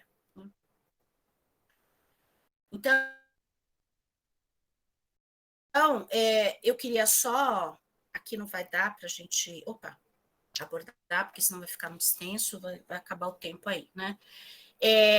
Eu queria exacerbar, né, a ideia de que, para poder enfrentar essas questões, não adianta só nós defendemos que tem que ter uma dimensão intelectual da formação de professores que está sendo apagada. Nós precisamos trabalhar para recuperar isso, sem dúvida, mas nós também precisamos atuar politicamente. Então, nós precisamos atuar na universidade politicamente em relação a esses projetos e atuar na escola de educação básica e formar pessoas para atuar politicamente, para se ver como intelectuais, né? Intelectuais orgânicos, no sentido de se filiar a projetos de transformação efetiva da sociedade ao lado das classes trabalhadoras. Porque nós, professores na universidade, por exemplo, às vezes professores da escola, não conseguimos nos ver como parte da classe trabalhadora, e nós somos. Né? Dependendo do lugar social que nós estamos, nós acabamos esquecendo isso. Né? E nós precisamos recuperar essa dimensão para poder pensar saídas. Né? E também nos associar aos movimentos sociais que estão fora da universidade, que, graças a Deus, têm pensado muitas saídas. Né? Então, propor leis, tomar a frente, fortalecer as associações, né? Reconhecer-se em um circuito de afetos, ou seja, perceber se perceber na sua dimensão político-ética de existência, né? Ontem vocês discutiram com o Fernando essa questão dos compromissos éticos, né? Como é fundamental isso, né? Fortalecer os coletivos locais, né? As instâncias deliberativas, os fóruns de graduação atuantes, os grupos de trabalho e de estudo, os fóruns de licenciatura, fortalecer a gestão democrática nas escolas e a formulação do PPP por toda a comunidade. Esse é outro espaço de resistência dentro das escolas muito importante a esse projeto avassalador, né? E, por último, essa ideia do horizonte de possibilidades, né, que eu proponho como desafio, né, a compreensão de que o ensino não é prática, né, a superação da concepção tecnicista reducionista, concepção que fortalece projetos de desmonte da educação pública e de expurgo da função intelectual dos professores e professoras, da educação básica e do ensino superior. Os professores do ensino superior também estão sendo expurgados da sua função intelectual, né, pela sobrecarga de trabalho que nós estamos vivendo aí. A recuperação da dimensão intelectual da formação docente, né, o fazer docente ser entendido como multifacetado, né, em que interferem vários fatores, várias concepções entrecruzadas. Ele é um fazer situado, cultura histórica, escolar, é uma categoria que foi forjada no campo do ensino de história, que é muito importante para nós pensarmos o que significa ensinar história na perspectiva da cultura histórica escolar, né? O conhecimento histórico escolar como uma categoria fundamental também para compreender o que significa ensinar história, no que isso se diferencia radicalmente daquilo que é o conhecimento acadêmico, né? E por que tem essa configuração, né? Que o fazer docente ele é sócio-histórico e culturalmente constituído, né? Ele tem um lugar, um tempo, um espaço específico. Ele é uma história do tempo presente, na perspectiva que a professora Ana Maria Monteiro nos traz, né? Constituído no diálogo e no contexto de práticas democráticas, né? Então, essa dimensão de que a professora e o professor produz conhecimento. Então, essa ideia da historiografia escolar que o professor Fernando Pena defende. A retomada dos projetos de formação de professores, formulado pela ANFOP, Associação Nacional de Formação de Professores, a ANPED, Associação Nacional de Pós-Graduação em Educação, pelo CNTE, a Confederação Nacional de Trabalhadores em Educação, e movimentos sociais, que tomam a docência como um princípio organizador das práticas que se constituem na escola. O ensino de história, como campo de pesquisas, precisa ser considerado na produção do conhecimento sobre o fazer docente. Então, a gente não achar que a gente institui a autoridade do que a gente produz citando só a historiografia, né? Eu já vi esse tipo de produção, eu tenho visto com muita frequência, e isso me deixa muito apavorada, porque na medida que você desconsidera toda a produção que está sendo feita no campo do ensino, você está desconsiderando uma outra dimensão política de reflexão que é crucial para o fazer docente, né? E isso deixa professores e professoras presas de projetos como esse que eu acabei de mostrar na escola, né? Retomada dos fundamentos do conhecimento histórico e do conhecimento histórico escolar como base para a produção de reflexões teóricas e políticas, né? Então, é um pouco isso que eu queria, gente. Aqui as referências, só para ficar filmadinho aí. E é isso. Obrigada, desculpa me estender. 7 horas. 8 horas, né? Obrigado, professora. Acho que a fala foi muito esclarecedora e contundente sobre os desafios que estão colocados, sobre a urgência do debate. Gostaria de convidar a todas e a todos para comentarmos a apresentação, colocarmos questões, enfim, quem estiver disposto a dialogar. O professor Cristiano também fica à vontade também para se manifestar. Sim, eu vou só dar um recadinho aqui para o pessoal que entrou. Pessoal, essa sala aqui, logo mais após a mesa, será também o local virtual, né, das sessões de comunicação, da sessão de comunicação 7. Então, quem entrou pode permanecer na sala, que é esse link mesmo, ok? Não entrar no lugar errado.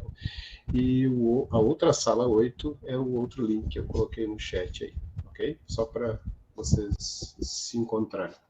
E aí a gente vai ter um tempo agora para colocar algumas questões, conversar com a professora. E isso aí, a atividade das mesas começa logo mais, né, Cristiano? Daqui a pouquinho ainda. A gente conversa aqui um pouco e logo depois vai para as outras salas. Isso. A gente pode fazer uns 10 minutinhos de descanso, não tem problema, né? São 4 apresentações, né? Tranquilo. E aí, no mais tardar 8h30, a gente estará na sala, acho que dá certo, né? Porque vale muito a pena a gente discutir, trazer questões aqui. A gente quer aproveitar a presença da professora Maria, que há muito tempo já eu queria que ela viesse, né? Eu já conhecia, Maria, seu trabalho da AB, porque eu sou associado, então eu sempre acompanho lá quietinho no cantinho, mas há muito tempo já que eu queria trazer essa discussão. E são muitos pontos que a gente já discutiu em didática, né? Traremos novamente, com certeza, essa discussão vai ampliar. Semana que vem eu e o Josias sentaremos para montar o plano de didática e certamente essas questões serão incorporadas. E a gente vem justamente discutindo essa preocupação, né, da despotencialização da teoria nesse processo formativo. Eu acho que a sua fala veio muito, sim, a ajudar nessa nossa reflexão. E é uma preocupação que os alunos manifestam bastante. Mas eu não quero tomar a palavra, eu gostaria que os alunos e convidados e outros professores também participassem.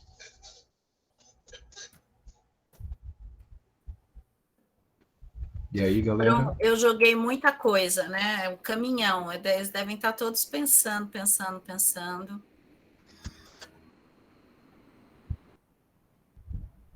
Mas caso alguém queira se manifestar, enfim, fazer algum comentário para, como o Cristiano disse, aproveitar a presença da professora, ou utilizar o chat, ou abrindo mesmo o microfone, falando, fiquem à vontade. Porque, assim, esse tema da BNC Formação mesmo, a gente não trouxe especificamente para as aulas. A gente discutiu muito a BNCC já, né? Que o Josias vai agora trabalhar com a didática, mas em estágio a gente já vinha trabalhando. Eu e ele somos novatos, a gente é recém-chegado na FH, por isso que eu digo isso, né? É tudo muito novo, assim. Mas outros colegas também vêm tratando, a professora Eliesse também está aqui na sala, também é professora da área de estágio, e é um tema que ótimo, professora, prazer. Agora eu vi que a professora está aí. E ela também, a gente já veio discutindo em outras ocasiões, né, sobre a importância de trazer esse documento, porque, assim, eu vou ser bem sincero, tem colegas nossos que talvez nem saibam do assunto, assim. Eu não estou... E tem uma coisa, né? Oi, professor Eliese, vai perguntar alguma coisa? Deixa eu ver aqui no chat. Ela está no chat falando. Deve utilizar o chat, deve estar escrevendo. Tem uma questão, né, que eu pergunto assim, né, se a gente pode fechar... tá, prazer, professora. Se a gente pode fechar a porta da nossa sala de aula e fazer como nós fizemos todo esse tempo, né? No caso da universidade, quando veio a discussão, por exemplo, sobre educação ambiental, né? O pessoal, eu estou na universidade aqui desde 2009, são 12 para 13 anos já, né? E no ensino superior, eu estou desde 2003, né, dando aula. Então, eu acompanhei um pouco esse processo de reformulação que essas políticas vão provocando, né? Nós levamos muitos anos, por exemplo, para inserir as disciplinas relacionadas a relações étnico-raciais. E tem currículos ainda hoje que colocam essa disciplina como optativa, né? O que é uma coisa gravíssima do ponto de vista legal, né? Porque essa discussão ela tem que ser uma discussão transversal, inclusive, ao currículo, né? Tendo em vista a configuração do Brasil, né? A Rudiane perguntou uma coisa aqui, tá bom. E aí, o que acontece, né? No caso da BNC Formação?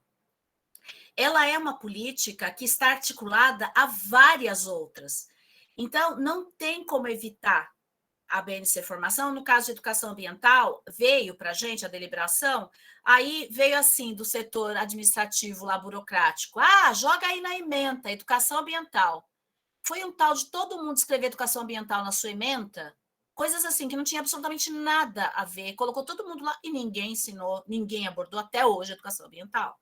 Então, isso é uma prática comum, infelizmente, no ensino superior, tá? Agora, por que isso não vai ser possível agora?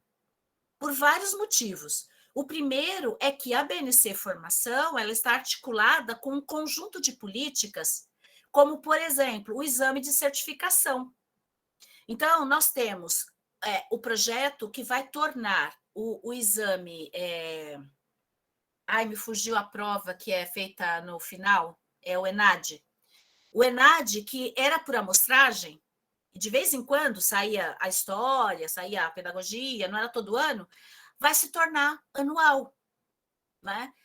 Além de você fazer um exame do final, que você só recebe o seu diploma se você fizer esse exame, você também vai ter que fazer um exame de entrada na profissão. É o exame de certificação, como se fosse uma OAB. Sabe a OAB? Tem esse projeto também, que está em andamento a implantação dele, né? Além disso, a autorização de funcionamento dos cursos vai estar condicionada ao desempenho dos alunos no ENAD e à adequação do currículo à BNCC nos moldes que está sendo previsto. Além disso, os itens desses exames vão ser todos elaborados em cima do rol de competências. Então, vejam, não tem como escapar.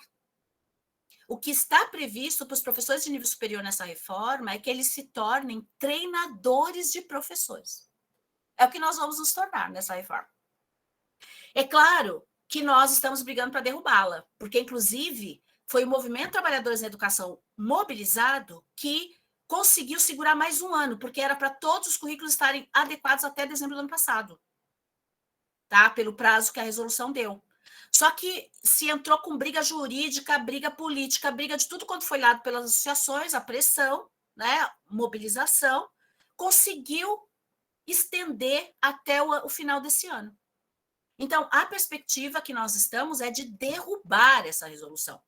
Isso ainda é a bandeira atual do Movimento Trabalhadores da Educação, das associações, né? A ABE, ela está engajada junto com uma série de outros. Nós temos uma frente, né, organizada das entidades nacionais, tá, que reúne mais de 50 entidades, tá, de mobilização dos professores das universidades, tá, associadas aos movimentos trabalhadores da educação básica, né, nesse processo de tentativa de derrubada da reforma do ensino médio. Tá? Nós estamos associados nesses movimentos para derrubar essas reformas. Nós não queremos essa reforma, porque essas reformas significam, primeiro, o fim das ciências humanas. Tá? Porque quando você coloca lá ciências humanas sociais aplicadas, o que você está dizendo disso? Né? Você está falando assim de uma perspectiva tecnicista de produção de conhecimento. Você não está falando só de uma questão curricular da educação básica. Porque você está falando, por exemplo, do crescimento da perspectiva do mestrado profissional, por exemplo, essa perspectiva aplicacionista, né, que vai se tornar agora doutorado profissional, inclusive, né, você está, gradualmente, você vai substituindo esse tipo de curso, né, você vai colocando no lugar dos outros. Então, a própria, que é o que eu tento falar naquele muito timidamente ainda, né, porque eu acho que isso vai abalar muitas pessoas, eu tento falar um pouco isso naquele artigo lá que eu dei para vocês como leitura, né, que, na realidade, o que está em jogo nessas reformas é a produção de conhecimento no campo da história. Não é coisa pequena. Porque, se vocês pensarem, são as universidades públicas que produzem conhecimento. E são elas que vão ser afetadas diretamente pela reforma, na perspectiva do desmonte dos cursos e de transformação desses cursinhos de treinamento.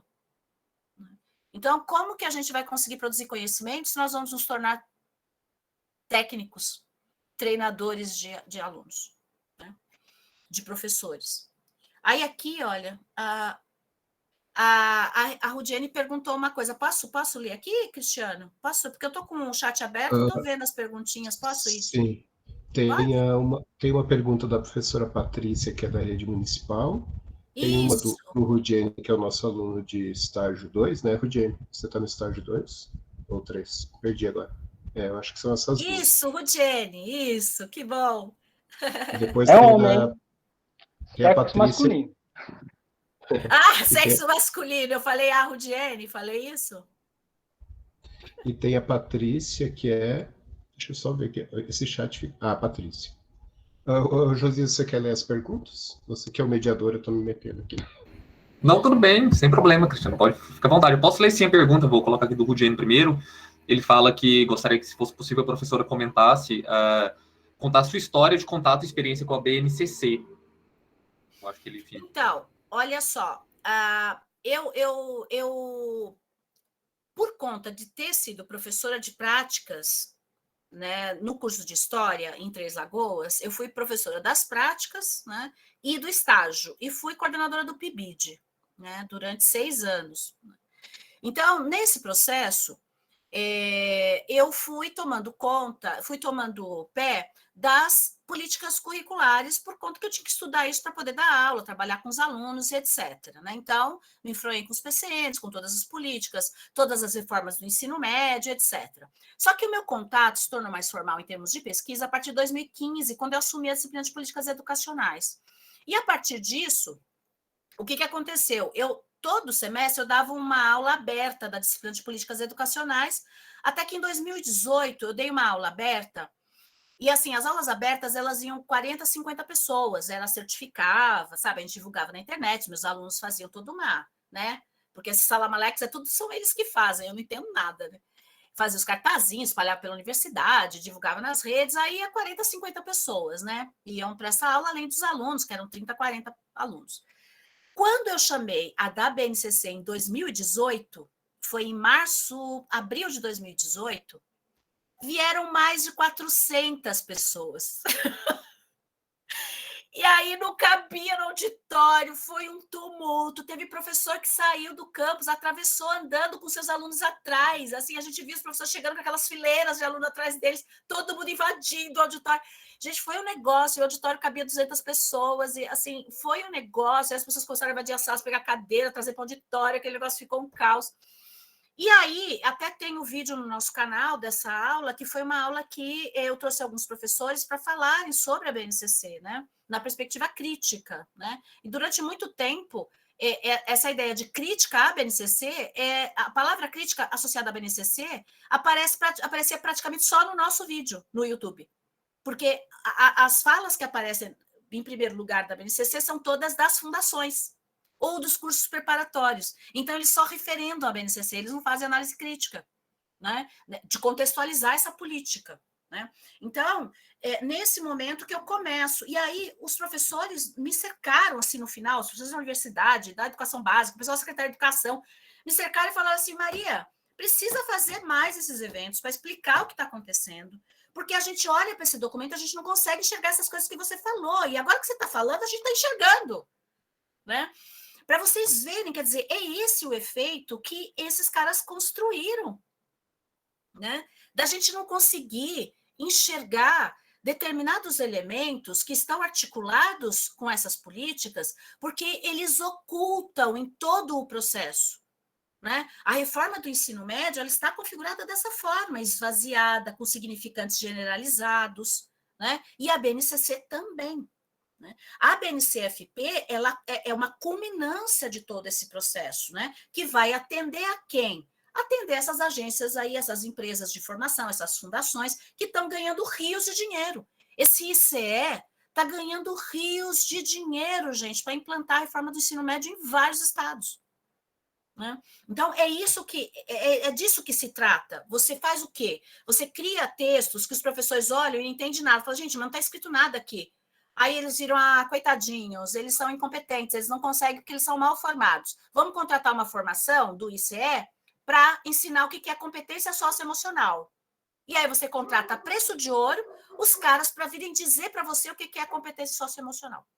No sentido que eles estão querendo dizer. Vejam como a coisa é extremamente perversa, porque é esse modelo que está chegando no ensino superior. Né? Então, qual que é o trabalho que eu tenho feito na sala de aula, nos projetos de extensão, porque, apesar, eu fui professora da educação básica há 20 anos, né? Depois entrei no ensino superior e continuo na sala de aula de educação básica, porque eu não saio de lá, assim, eu tenho projetos de extensão o tempo todo, né? E aí eu falo para os professores, né? Nós temos que trabalhar com esse documento, mas onde que nós vamos, assim, não trabalhar com esse documento? É isso que eu procuro no trabalho. Né? Então, por exemplo, instituir grandes projetos coletivos, reflexivos, estruturados pelos professores, projetos que se tornam pontos dentro dos PPPs, Então, eu atuei numa escola, eu atuo numa escola faz 5 anos, para o Vanderlei Rosa, que é uma municipal, que ela colocou trabalho de produção de pesquisa, as crianças trabalham, cada ano tem um produto que eles produzem a partir de um trabalho interdisciplinar com vários professores atuando junto com eles. No 9º ano, todos os professores atuam para produzir um jornal, e aí todas as disciplinas constroem esse jornal com essas crianças, né? E aí eles pegaram isso e colocaram no PPP. Então, isso é uma coisa que está na escola, é uma coisa que a escola inteira está fazendo. Cada um instituiu um produto para cada ano, desde a educação infantil ao ensino médio. Isso não tem nada a ver com a BNCC. Tá? Aí outra escola também, uma estadual, que a gente foi trabalhar as questões étnico-raciais, tá? Que muito pelo contrário está sendo apagado da BNCC. Tá? E todo o projeto culminou, o coordenador assumiu um dia inteiro para o projeto. Né? A primeira vez que um indígena entrou, o cacique da aldeia, que está do lado da escola, que atende a escola, nunca tinha entrado na escola.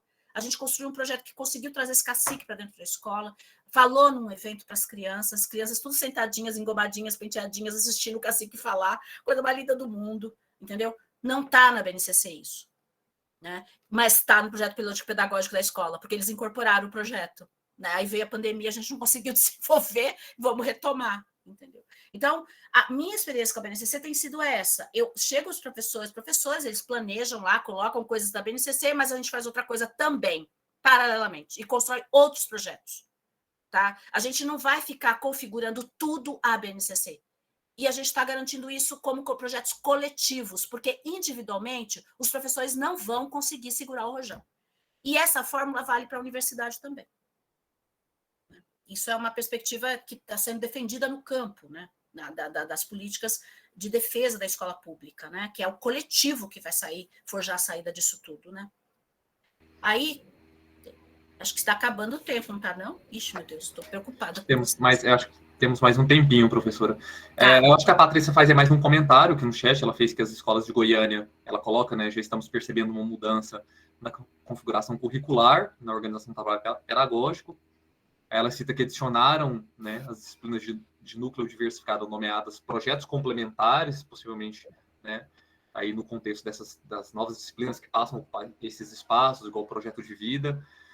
Mas eu gostaria de fazer um comentário também, professor. Eu acho que assim, a sua fala deixa claro, eu acho que algumas frentes, né, de enfrentamento, né, diante do nosso contexto, né, da complexidade dele, o quanto essas políticas estão amarradas, o quanto elas fazem sentido num contexto mais amplo de reformas que vêm, de conferências e reformas que vêm lá dos anos 90, e elas são absolutamente coerentes, assim, existe assim, um padrão muito claro, né, claramente um projeto, né, lá do final dos anos 80, anos 90, atualmente tem uma inflexão no início dos anos 2000 e depois volta, né, enfim, mas você menciona, claro, frentes de enfrentamento, né, projetos coletivos, por um lado, a luta para revogação das reformas, né? Se uma está amarrada na outra, então tem que sair tudo de uma vez, não adianta enfrentar só uma, porque as outras vão deixar espaço para para continuidade do projeto.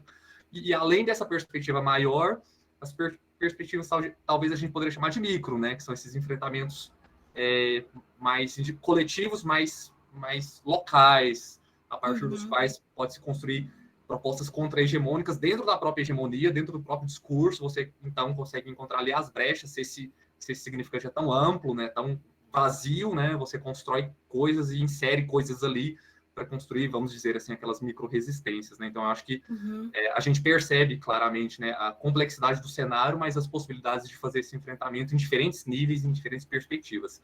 Quer dizer, e aí, Josias, você trouxe uma coisa muito importante, né? O quanto que nós precisamos da teoria para poder vislumbrar isso, porque só na sua fala a gente pode citar os 4, 5 teóricos que estão te trazendo esses elementos para poder fazer essa análise, né? E isso que os alunos e alunas, quando estão no estágio, precisam compreender, que essa teoria, ela é a prática. Né? Quer dizer, teoria e prática em perspectiva de praxis, nessa perspectiva dialética, elas não se separam, né? Que é o que Paulo Freire nos ensinou, né? O que outros teóricos, a partir de uma perspectiva marxista mesmo, de relação dialética. Né? Então, a teoria ela tem um papel fundamental. Né? Agora, como que a gente garante que se estude permanentemente quando você está ali na lida. Porque uma das coisas mais difíceis para a gente se manter hoje é estudando, né? A gente do ensino superior está sofrendo com isso. Né, a sobrecarga enorme, devastadora de trabalho burocrático, né, que está engolindo a gente de uma forma atroz, né? Para a gente se manter estudando é um sacrifício, né? Então, um dos princípios que eu desenvolvo nos projetos que eu faço extensão nas escolas é justamente ir tecendo espaços dentro da escola para os professores e professoras estudarem na escola. Então, um dos desafios que eu lancei para essa escola municipal, que elas toparam, né, a equipe técnica, a diretora, ela estabelecerem 2 horas de estudo por semana na escola e elas colocarem uma placa na porta da sala onde elas estão estudando. Diretor e coordenador estudando. Não interrompa. Né?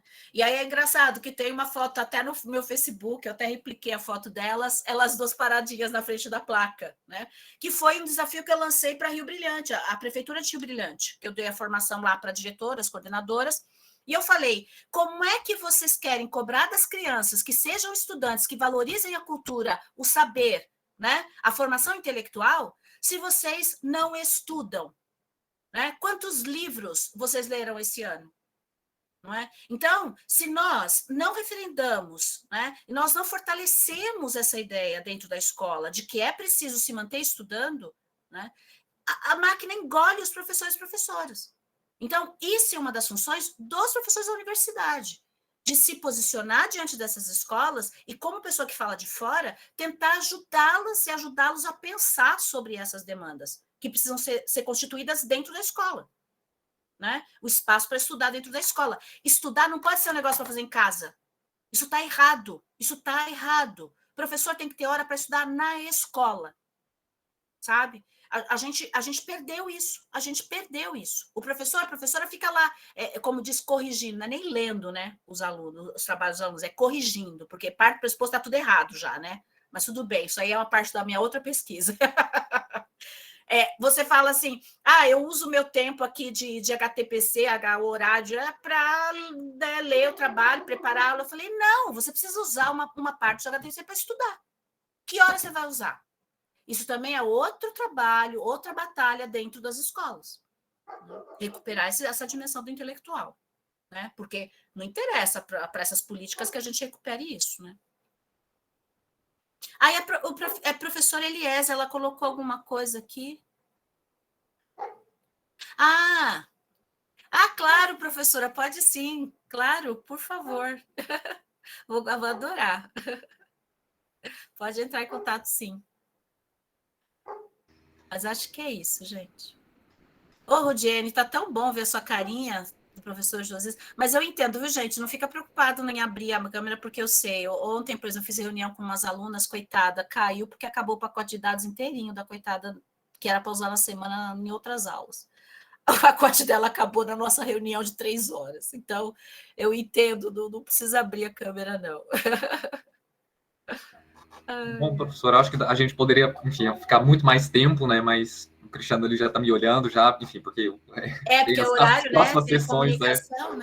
Mas eu gostaria mais uma vez de convidar mais algum estudante que queira fazer uma consideração também. Se o Cristiano também, eu estou fazendo esse papel de mediador aqui, enfim, mas eu fico super à vontade de outras pessoas estarem falando também, enfim, mediando também. Cristiano, se você quiser também fazer alguma consideração para a gente, então, encerrar, agradecer mais uma vez a professora, ressaltar mais uma vez a importância da fala dela e o fato de que a gente vai continuar pensando no que você falou, vai continuar ressoando nessa fala, a gente vai continuar discutindo e pensando. E é isso, acho que se mais alguém quiser fazer alguma consideração, a gente se prepara então para a segunda etapa da nossa noite, né, que são as comunicações. Isso aí. A gente agradece demais, então, em nome da FH, da área de didática e de estágio, que agora a gente chama assim, área de didática e de estágio, né? Não é só estágio, que são as duas coisas, né? Teoria e prática sempre.